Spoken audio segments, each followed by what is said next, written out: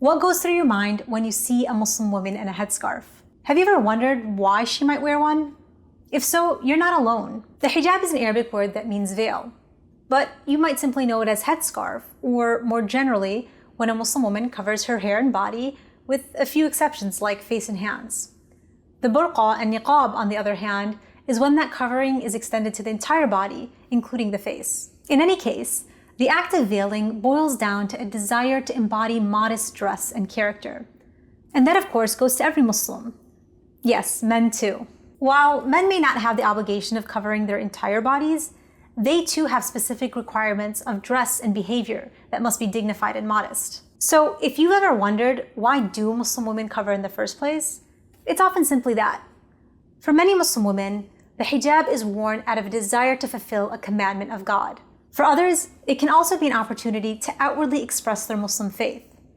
And for still some more, it's a rejection of societal standards that constantly objectify and sexualize women. These reasons, of which there are many more, are some of the same reasons women from other cultural and religious backgrounds, like a number of Orthodox Jews and Christians, also choose to cover. So why is it that the hijab is made out to be some horrific symbol of oppression?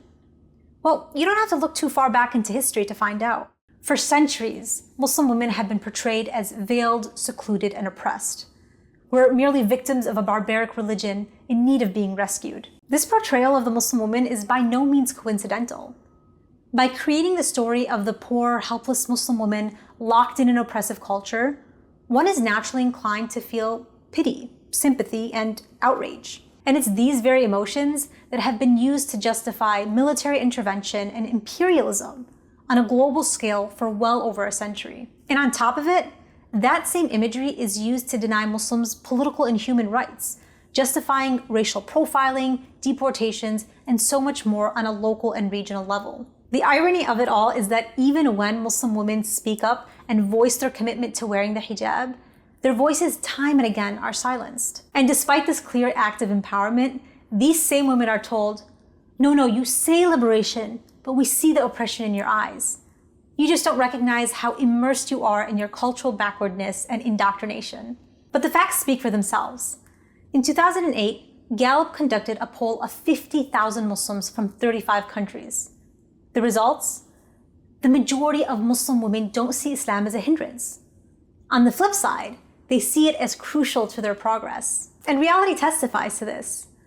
Muslim women, both today and throughout history, have created incredibly powerful legacies. From as early as the wife of the Prophet, peace be upon him, Aisha in the 7th century, who was a critical voice of scholarship, to women like Fatima al-Fihri in the 9th century, who funded and built the world's first university, to Sutayt al-Mahamadi in the 10th century, an expert arithmetician, and the countless female scholars and reformers that followed. Muslim women have not simply contributed to society at large despite their decision to cover, but by virtue of their Islamic values that have allowed them to focus not on how the world perceives them, but on how they can alter perceptions in the world.